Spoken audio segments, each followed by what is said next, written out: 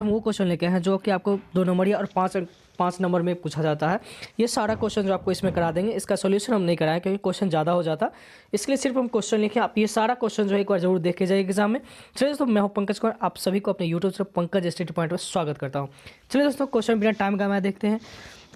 देखिए, ये सारा क्वेश्चन जो है, पहला है आपका विद्युत बल रेखा के लिखे, कूलम्ब के नियम की सीमा क्या है, विद्युत फ्लक्स क्या है, समविभवी पृष्ठ या तल क्या होता है, विद्युत द्विध्रुव आघूर्ण क्या है, संधारित्र की धारिता को परिभाषित करने वाले कारक कौन कौन है, विद्युत द्विध्रुव को परिभाषित करिए। फिर 8वां है धारा घनत्व क्या है, 9वां है अपवाह वेग या संवहन वेग क्या है, 10वां है किसी चालक के प्रतिरोध को प्रभावित करने वाले कारक कौन कौन है, 11 है सेल के विद्युत वाहक बल को परिभाषित करें, 12 है किरचॉफ के नियम को लिखें, 13 है एम्पियर का परिपथ नियम क्या है, 14 है बायो सावर्त नियम क्या है, 15 चल कुंडली के गैल्वेनोमीटर क्या है, 16 है धारा सुग्राह्यता से आप क्या समझते हैं, 17 है अनुचुंबकीय पदार्थ किसे कहते हैं, उदाहरण दे, 18 है विद्युत चुंबक क्या है, 19 है अनुरणय प्रेरण से आप क्या समझते हैं, 20 में देखिएगा फैराडे के नियम को लिखें, 21 है आभासी धारा या वर्ग माध्य मूल धारा क्या होता है, 21 में देखिएगा 21 में हो गया, 22 में देखिए लेंज के नियम क्या है, 24 है भ्रमर धारा किसे कहते हैं, 25 प्रतिघात एवं प्रतिबाधा को परिभाषित करें, 26 है शक्ति गुणांक क्या होता है, 27 है अनुनादी आवृत्ति किसे कहते हैं, 28 में ताम्र क्षय से आप क्या समझते हैं, 29 देखिए विद्युत चुंबकीय तरंगों के गुण लिखें। उसके बाद देखिएगा 30 में विस्थापन धारा क्या होता है, एक्स किरणों के गुण को लिखें। 32 है लेजर किरणों के गुणों को लिखें। 33 है प्रकाश के पूर्ण आंतरिक परावर्तन से क्या समझते हैं। 34 है प्रकाशीय तंतु क्या है, इसके उपयोग लिखें।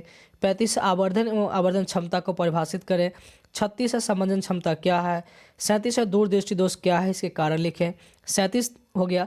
38 देखिएगा हाइजेंस के तरंग सिद्धांत को क्या है और इसके लिखें। 39 है तरंगार्ग क्या है।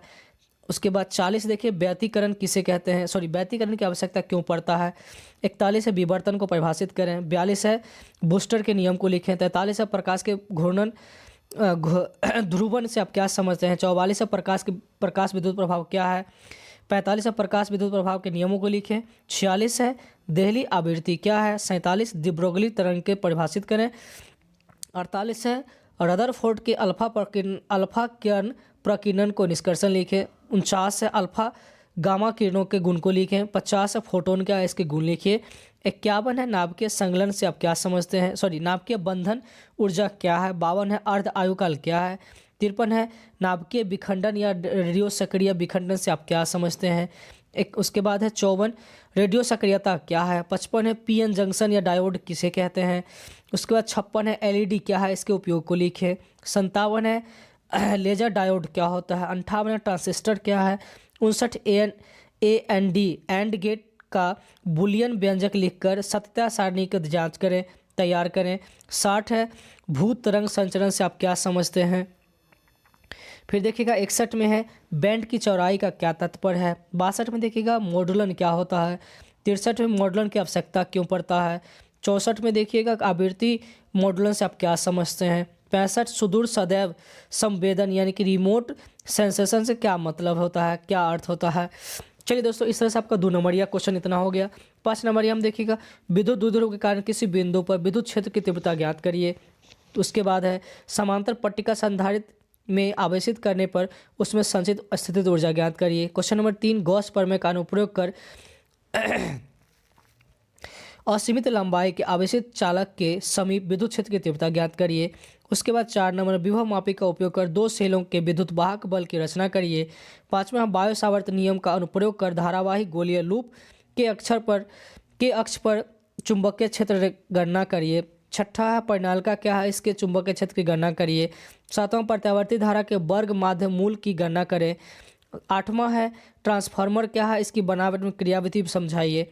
9वां है किसी पतले लेंस के लिए 1/f = μ2/μ1 - 1 ब्रैकेट में 1/r1 - 1/r2 को सिद्ध करिए। फिर अगला है संयुक्त सूक्ष्मदर्शी की आवेदन क्षमता ज्ञात करिए। उसके बाद व्यतिकरण फ्रिंज की चौड़ाई ज्ञात करें। 12 नंबर में तरंग सिद्धांत के आधार पर प्रकाश की परावर्तन या अपवर्तन की रचना करें। फिर आगे देखिएगा द्रव्य तरंगों की तरंग दैर्घ्य या डिब्रोगली तरंग दैर्घ्य ज्ञात करिए। क्वेश्चन नंबर 13 14 नंबर में बोर के सिद्धांत के आधार पर हाइड्रोजन स्पेक्ट्रम की व्याख्या करें। 15 है औसत आयु क्या है, किसी रेडियो सक्रिय तत्व की औसत आयु ज्ञात करिए। उसके बाद 16 नंबर है पीएन जंक्शन या डायोड का दृष्टिकरण के रूप में उपयोग का प्रारूप तैयार करें। देखिए दोस्तों, इस तरह से आपका 5 नंबर का क्वेश्चन है। हम सिर्फ और सिर्फ क्वेश्चन दिए हैं ताकि आप जरूर कुछ ना कुछ याद किए होंगे, उसको सिर्फ और सिर्फ आपको रिवाइज कर लेना है एक बार। चलिए दोस्तों, अगर वीडियो आपको पसंद आया हो तो हमारे वीडियो को लाइक करिए। पहली बार चैनल से जुड़े हैं तो हमारे चैनल को सब्सक्राइब करिए ताकि आपको हम नया नया सा जो हर एक सब्जेक्ट का दे पाएंगे। दोस्तों, इसका जो हम पीडीएफ लिंक जो है डिस्क्रिप्शन में डाल देंगे, आप वहाँ से भी डाउनलोड करके इसको पढ़ सकते हैं। चलिए दोस्तों, वीडियो देखने के लिए अंत तक आपको धन्यवाद।